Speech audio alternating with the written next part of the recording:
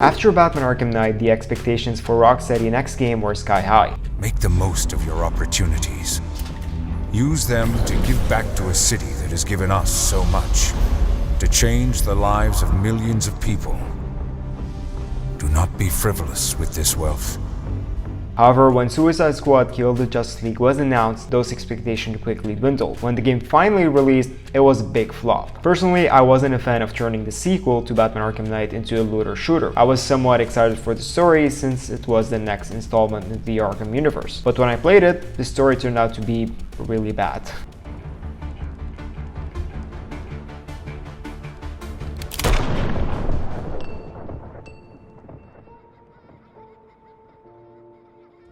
Even after releasing the first 2 seasons, the game is still not performing well. Recently, we got Season 2, which introduced a new playable character, Mrs. Freeze. I wanted to check it out and see how it felt to play as Mrs. Freeze, and if there was anything new or important added to the game.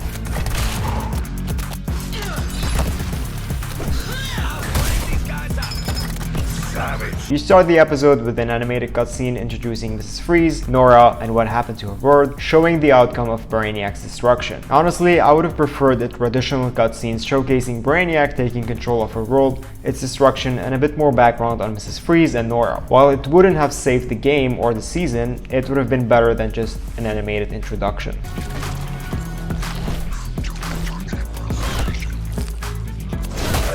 Next, you find yourself in Metropolis with the previous characters you've already chosen. There are some aesthetic changes to the map, with frozen places in Metropolis and new incursion missions that take place in the same locations, now covered with snow. However, it's only an aesthetic change, as the missions are literally still the same as before.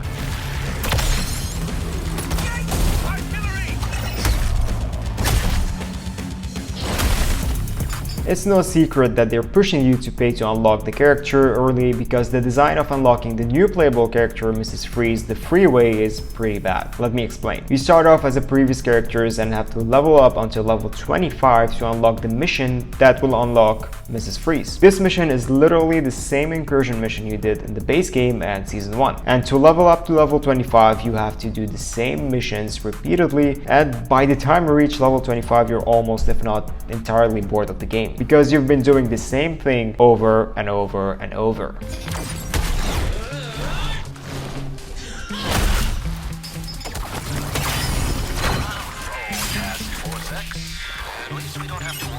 And that specific mission to unlock Mrs. Freeze isn't anything special. You only hear Mrs. Freeze saying that Nora is transported and she's safe. After that mission, you guessed it, Mrs. Freeze is on our side with a bunch of unnecessary talking. You complete the mission as usual and boom, you see Mrs. Freeze in the Hall of Justice chatting with Waller and the squad, and now you can play as a new character. Victoria Frias, I presume.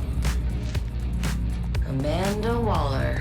Finally, you have unlocked a new playable character. And guess what? You get to do the same thing over and over again until you reach level 30. So you can go ahead and beat Brainiac number whatever. I can't deny that traversal with Mrs. Freeze is quite fun, but it's not enough to save the game or the season. You can free roam in Metropolis, take out some enemies here and there, and that's it. There's nothing else to do until the next season or the next playable character is released.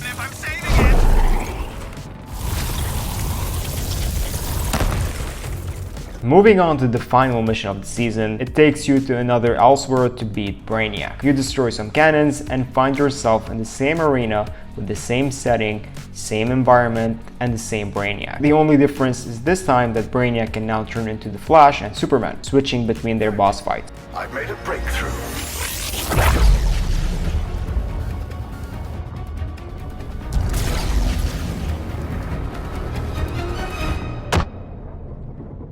As you can see, I am now a league of my own. It's pretty bad. It's literally the same as the base game. There's nothing new. That's the problem. There are no impactful changes or improvements, just aesthetic tweaks. The mission design is lacking. You're just shooting enemies and Brainiac. The way he goes down is similar to how you defeated the Justice League members in the base game. You approach him and shoot your last bullet. Congratulations, we just saved the Flash. How? I have absolutely no idea. Oh boy. Oh, wow. I'm not really used to getting winded. Hey, shouldn't you all be in Zale? That's it. That's the end of the new stuff in Season 2. The weird thing is that Rocksteady made it clear that this game is a continuation of the Arkham universe, specifically a sequel to Batman Arkham Knight. They didn't shy away from emphasizing that this is part of the Arkhamverse, so I don't understand why they would want to disrupt the perfect setup of the Arkham universe they had built. I mean, it was flawless. Now it's all messed up. I don't care if the Justice League is alive or if they've been alive all this time. This whole story after Arkham Knight just doesn't make any sense and it's a mess. Anyways, we got what we got. Now I want to hear from you. What game do you think Rocksteady should have made instead of this one? Let me know in the comments. My deepest regret is I will not see you grow into the good man I know you will become. And finally, my son, I ask that you never abandon this city to fate.